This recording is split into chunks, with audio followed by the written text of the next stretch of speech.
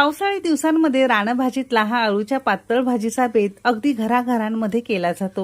आता बऱ्याच जणांची अळूची पातळ भाजी बनवल्यानंतर तोंडाला थोडीशी खाज वगैरे येते किंवा मिळून येत नाही, एकसंध भाजी होत नाही। आता आज मी तुमच्यासाठी या व्हिडिओमध्ये मस्त आंबट गोड तिखट चटपटीत चवीची फायबर्स आणि कॅल्शियमने भरपूर अळूची पातळ भाजी घरामध्ये कशी बनवायची त्याची रेसिपी घेऊन आलेली आहे।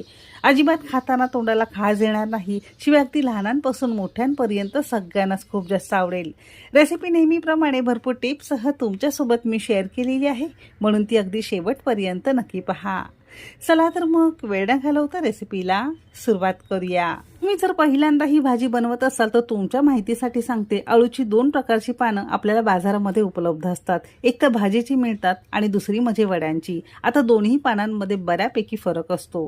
तुम्ही इथे बघू शकता, आपण इथे भाजीची पानं घेतलेली आहे। भाजीची पानं हलक्याशा गडद पोपटी रंगावर